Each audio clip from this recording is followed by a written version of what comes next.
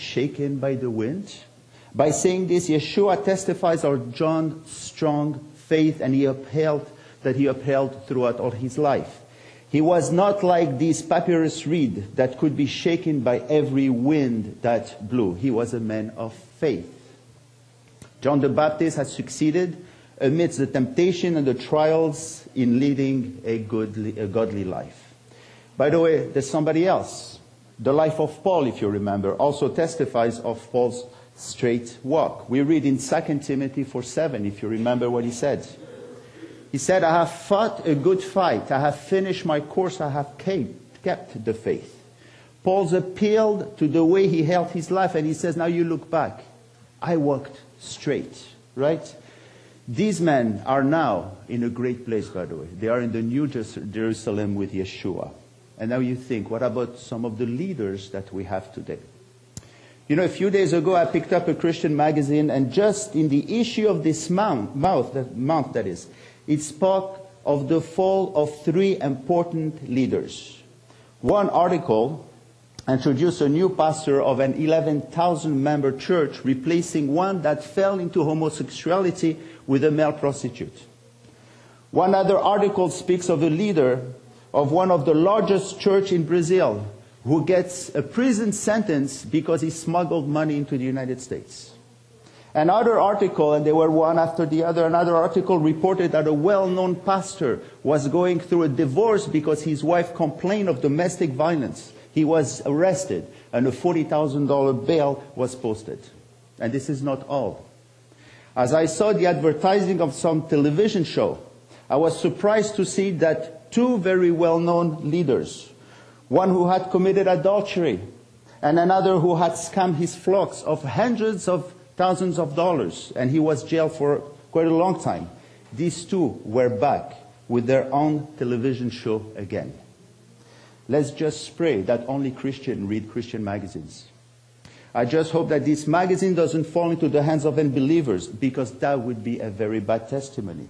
This stands in sharp contrast to John the Baptist and Paul. But, by the way, there are still many men and women of God today who will be able to say along with John the Baptist, therefore this joy of mine is fulfilled.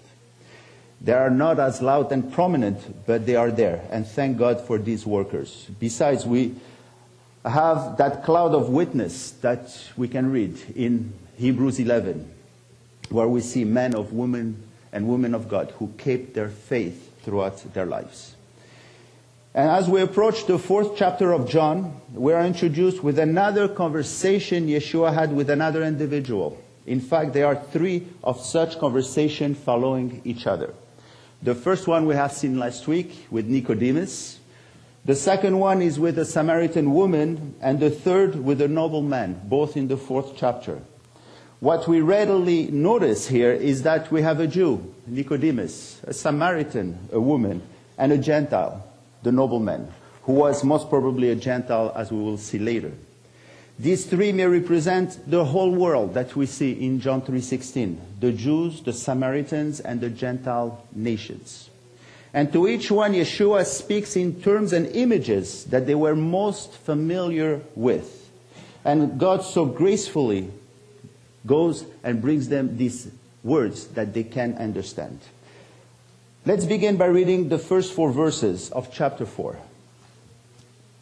It says, therefore, when the Lord knew that the Pharisees had heard that Jesus made and baptized more disciples than John, though Jesus himself did not baptize, but his disciples did, he left Judea and departed again to Galilee, but he needed to go through Samaria. As Jesus left Judea to go to Galilee, we are told something quite strong here.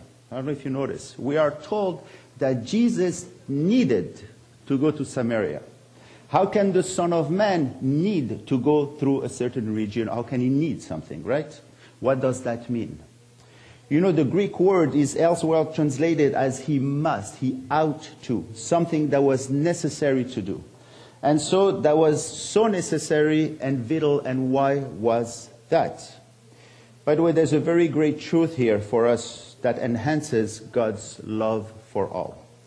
The Messiah saw the urgency and necessity of going through Samaria because there was one woman who was ready to be saved. The time for that one soul to meet her Creator had come, and God made it His business to be there at the proper time and at the proper place. He needed to go there. Here, by the way, the word brings us right to God's heart.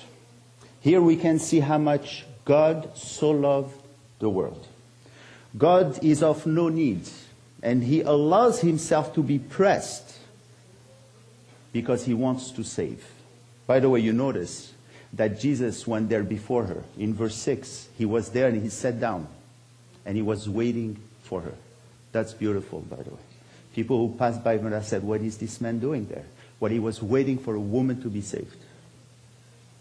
And notice that in all that our Messiah actually did, two things that would be considered not so kosher for many around. For one thing, He was in Samaria. Jews don't do that, right? And He spoke to a Samaritan. Jews usually don't speak to Samaritans.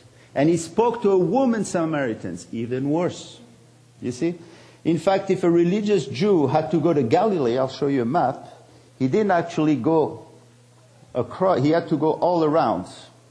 This is Jerusalem, he had to go to Samaria. Jews usually will go around so that they don't get defiled.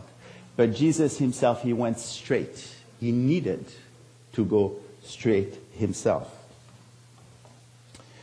Even, by the way, the Samaritan woman was surprised that Jesus actually spoke to her. Look at verse 9. He says, and the woman of Samaria said to Him, how is it that you, being a Jew, ask a drink from me, a Samaritan woman? For Jews have no dealings with Samaritans. And even the disciples were surprised at the scene. Look at verse 7. And at this point, the disciples came and they marveled that He was actually talking to a woman. But that did not matter to Yeshua. The salvation of a soul is more important than what the people think. All of this is to tell us how far God is ready to go to save a soul. And before we start looking at the conversation between Yeshua and the Samaritan woman, let's briefly see who actually the Samaritans were. All began, by the way, in the fall of the northern Israel in 722 BC. We read in 2 Kings 18 that the Assyrian king came and took the northern tribes of Israel away from their lands. Verse 9 says, and it came to pass in the 4th year of King Hezekiah, which was the 7th year of Hoshea, the son of Elah, king of Israel, that Shalmaneser, king of Assyria, came up against Samaria and besieged it. Verse 11 reads, then the king of Assyria carried Israel away captive to Assyria and put them to Hala and by the Habor, the river of Gozan, and in the cities of the Medes. This, by the way, is where we get the legend of the 10 lost tribes. But no tribes was ever lost, but many people from these tribes were just lost. And the inhabitants were deported to various parts of Assyria. And what the king would do is that he would send people, other people from other nations, to come and settle in Israel. And as time went on, these people would intermarry with the Israelites that were left there, and a new mixed race emerged. These were the Samaritans. And we are further told that these people that came from other parts of the world had problems in their lands, because at that time they believed that each territory had their own God. So what they did is that they spoke to the king of Syria. They said, can you send us somebody, by the way? Can you send us somebody to tell us what to do so that we have less problems here? This is found in 2 Kings, verse 17, 11, and that is 26 and 27. So the religion of these people started to flourish when a Jewish priest was sent to them, and a mixed belief of biblical and other religion emerged. And this is what we have in the Samaritan religion. And some 120 years after the Assyrian deportation, the southern part of Judah was also taken in captivity. But this time by the Babylonian. But this diaspora lasted only 70 years. And when Ezra and Nehemiah came back to rebuild the temple, the Samaritans, who were then well established, wanted to help them to rebuild the temple. But the Jews refused.